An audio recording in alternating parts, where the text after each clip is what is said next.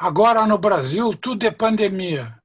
Apavorados com o aumento de demanda sobre os centros de internação intensiva, os secretários de Estado e os governadores pressionam o governo federal pela mobilização dos recursos que estão cerca de 80 bilhões de reais represados no uso da pandemia.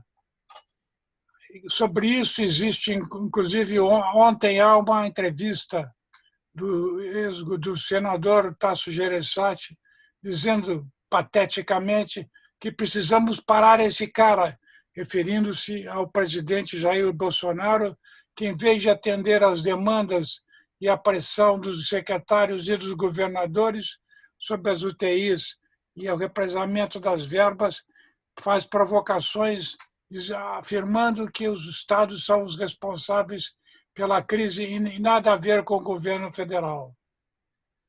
Nesse sentido, dentro do sistema político brasileiro ou qualquer outro sistema, as demandas sociais têm que ser, de alguma forma, organizadas e atendidas. E como o governo federal se nega a fazer a intermediação, o presidente da Câmara Federal, Arthur Lira, convoca os governadores para uma reunião virtual tratando oficialmente do orçamento de 2021, mas, na verdade, fazendo pressão para que o governo tome medidas nacionais e não deixe os estados à mercê de suas decisões, que são particulares e são dependentes, interdependentes entre estados, municípios e a União. Enfim, um grande quiprocó que anuncia finalmente uma crise, de certa forma, inesperada pela agudeza, pela gravidade. Esperava-se um desgaste do governo federal, mas, quem sabe, não tão rápido como esse tem havido agora junto ao combate ao coronavírus. Ressalte-se ainda que as medidas recentes, hoje, de desoneração do gás e do combustível por alguns meses, levará a uma compensação de cerca de 5 bilhões de reais que o governo federal acena ainda indefinidamente em taxar os bancos na contribuição sobre os lucros líquidos da atividade bancária, hoje em cerca de 15%.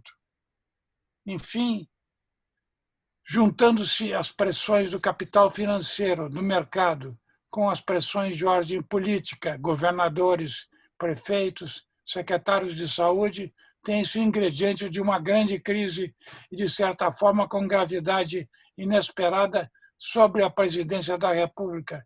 Vejamos como isso vai acontecer e qual será o desenlace.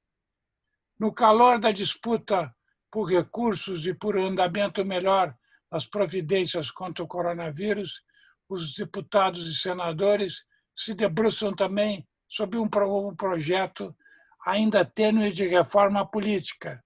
Como em todo ano eleitoral no Brasil, do ano pré-eleitoral no Brasil, o Congresso se movimenta para mexer nas regras do próximo pleito.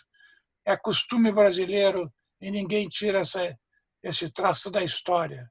No caso, aventa-se a possibilidade da criação do distritão, em que o candidato mais votado é o eleito.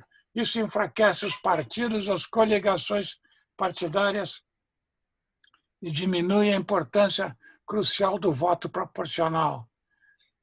A ideia aqui é enfraquecimento dos partidos e controlar a ingerência do TSE, Tribunal Superior Eleitoral, sobre a legislação e o controle dos gastos dos candidatos às eleições proporcionais. A PEC da imunidade, ou a chamada PEC da impunidade, retroagiu em função do ataque ao STF por parte dos congressistas.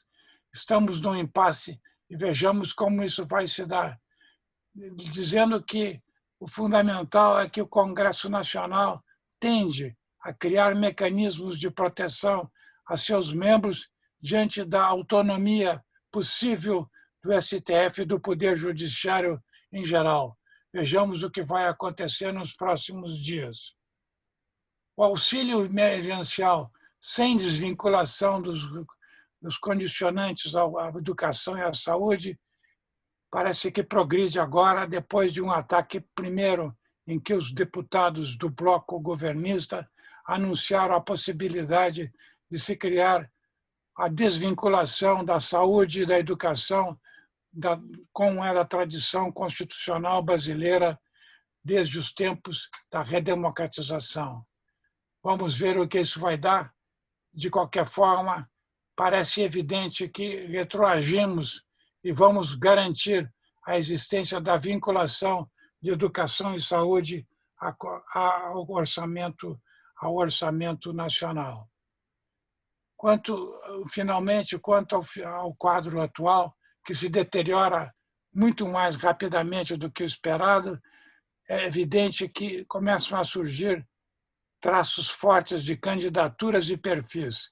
Ciro Gomes lança seu livro, mas não publica nas entrevistas e nas intervenções que faz, não publica metas exequíveis de governo alternativo ao atual.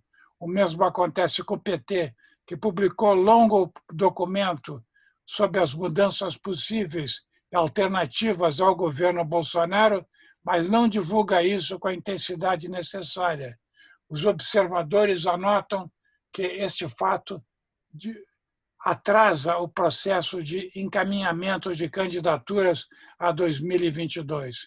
Enfim, o assodamento da crise do coronavírus, a pressão de governadores, de secretários de Estado, de prefeitos, mais a anorexia dos candidatos a presidente da República montam uma situação bastante curiosa e bastante tensa na atual conjuntura nacional. É isso aí.